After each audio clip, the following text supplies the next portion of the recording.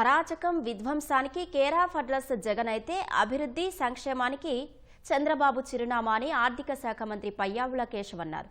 ఇచ్చిన మాట ప్రకారమే హామీలు నెరవేరుస్తున్నామన్నారు.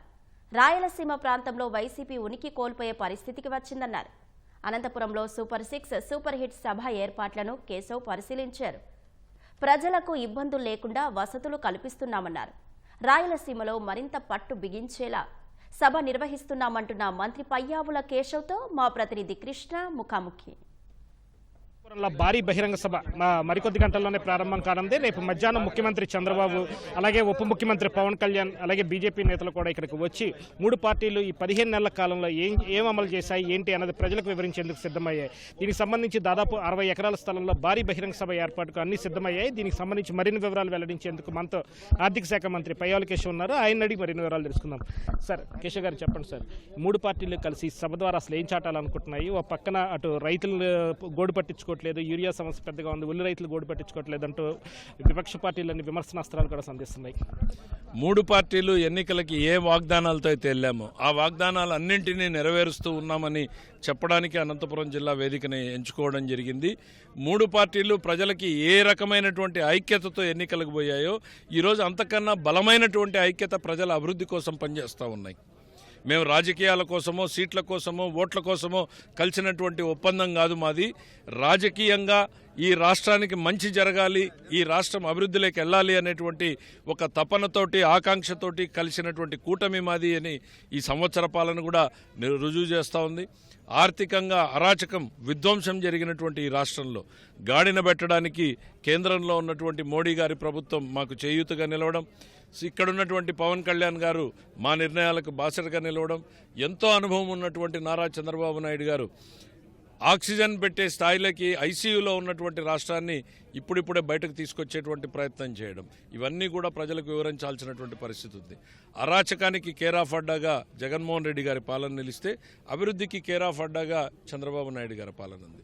అహంకారం, అరాచకం, అధికారానికే మడుగులు ఒత్తాలి అనేటువంటి ఒక పెత్తందారీ వ్యవస్థకి గత పాలన నిలిచింది. ఇవాళ అధికారం అంటే ప్రజలకు సేవ చేయడం, అధికారము అనంటే ప్రజలకు ఎక్కడ ఇబ్బంది వచ్చినా ముందుండి నిలబడడం అనేటువంటిది. ఇవాళ రాష్ట్రంలో యూరియా కొరత అనేటువంటిది దేశవ్యాప్తంగా కనపడితే చంద్రబాబు నాయుడు గారు ఎవ్రీ 24 అవర్స్ రివ్యూ చేస్తూ ఉన్నారు.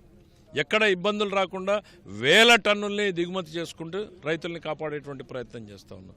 కానీ వైసీపీ లేని చిన్న ఇష్యూని భూతద్దంలో చేయాలా అనేటువంటి ప్రయత్నంలో విలవిల్లాడుతూ ఉన్నారు. ఎందుకనంటే ఒకవైపు మద్యం కుంభకోణంలో పడి కొట్టుకుంటున్నటువంటి వాళ్ళు తమని తాము కాపాడుకునేటువంటి దిక్కు లేక ఈ రకమైనటువంటి డైవర్షన్ పాలిటిక్స్ చేస్తూ ఉన్నారు. ఎన్నికల్లో చూస్తే కనుక ఎప్పుడు లేనని స్థానాలు ఈసారి టీడీపీ రాయలసీమ ప్రాంతంలో గెలవడం జరిగింది. అలాగే అనంతపురం జిల్లా కూడా క్లీన్ స్వీప్ అనేది చేసింది. కానీ ఓవైపు అటు మహానాడు కూడా మే నెలలో కడప రాయలసీమ ప్రాంతంలోనే చేయడం జరిగింది. మళ్ళీ మరో భారీ బహిరంగ సభ ఈ ప్రాంతంలోనే చేస్తున్నారు. ఎందుకని ఈ ప్రాంతం మీద అంత పట్టు సాధించే దిశగా వెళ్తున్నారు? పట్టు ఉంది. రాయలసీమలో నందమూరి తారక రామారావు ఇక్కడి నుంచే వచ్చాడు, చంద్రబాబు నాయుడు గారు ఇక్కడే వచ్చారు, నందమూరి బాలకృష్ణ గారు ఇక్కడి నుంచే వచ్చారు. సో ఇది రాయలసీమ అనేటువంటిది తెలుగుదేశం పార్టీకి బలంగా అభిమానం ఉన్నటువంటిది. ఒక్కో ఎన్నికల్లో ఒక 2%, 3%, 5% ఓట్లు తేడాలు వచ్చుండొచ్చు.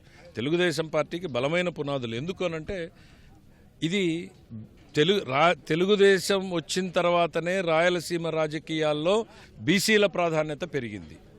నందమూరి తారక రామారావు గారు ఆ రోజున మొట్టమొదటిసారి బీసీ కులాల్ని తీసుకొచ్చి రాజకీయాలలో, రాజ్యాధికారంలో భాగం చేసింది అనేటువంటిది ఇవాళ ఈ రాయలసీమ ప్రాంతం మరెప్పటికీ మర్చిపోదు. తెలుగుదేశం పార్టీ రాకముందు కాంగ్రెస్ పార్టీ పెత్తందారి పోకడల్లో నలిగిపోయినటువంటి అణగారిన వర్గాలన్నీ కూడా తెలుగుదేశం పార్టీ పక్షానే ఉన్నాయి. సో ఇది తెలుగుదేశం పార్టీకి బలమైనటువంటి ప్రాంతాన్ని వాళ్ళు మేము అంతో ఇంతో ఉన్నాము అని ఉనికి చాటుకునేటువంటి ప్రయత్నంలో రాయలసీమలో కూడా వైసీపీ ఉనికి లేదు అని చెప్పేటువంటి సమావేశంగా రేపు జరగబోతా ఉంది. రేపు సమావేశానికి ఏర్పాట్లు ఎలా సాగుతున్నాయి? వచ్చే వాళ్ళకి రవాణా కానీ లేకపోతే ఆహార సదుపాయాలు కానీ ఎట్లా సమకూరుస్తున్నారు? ఎలాంటి ఇబ్బందులు లేకుండా ఈ సభను ఎలా విజయవంతం చేయబోతున్నారు? ఈ సభని ఏ రకమైనటువంటి ఇబ్బందులు లేకుండా జరపడానికి అన్ని రకాల చర్యలు తీసుకుంటున్నాం. ముందుగా పార్కింగ్ మేము అందరికి కూడా విజ్ఞప్తి చేస్తా ఉన్నాం. ఎవ్వరూ ఎక్కడ దిగి నడవద్దండి. బస్సు నేరుగా పార్కింగ్లోకి వస్తుంది. పార్కింగ్లో మీ బస్సు పెట్టిన తర్వాతనే దిగండి. ఆ బస్సు అక్కడే ఉంటుంది. పార్కింగ్ నుంచి మ్యాక్సిమం మీరు నడవాల్సింది 200 మీటర్లు, 500 మీటర్లు మాత్రమే. Last parking point is 1 kilometre. Majority 70% parking లాట్లు గ్రౌండ్ చుట్టూ ఏర్పాటు చేశాం. అందుకనే రోడ్డు మీద ఎక్కడా దిగి నడిచే ప్రయత్నం చేయొద్దు. నేరుగా పార్కింగ్లోకి రండి. బస్సు అక్కడ నిలిపిన తర్వాత దిగండి. మళ్ళీ అక్కడే అదే బస్సు అట్లానే ఉంటుంది. ఎక్కడానికి కూడా మీరు కన్వీనియంట్. భోజనాలు ఏ నియోజకవర్గానికి ఆ నియోజకవర్గానికి బాధ్యత పెట్టాం. సంబంధించి మంత్రి పయ్యావుల కేశవ స్పందన. కెమెరా పర్సన్ ఎంఎస్ఎన్తో విఎస్ఎన్ కృష్ణ, అనంతపురం నుంచి.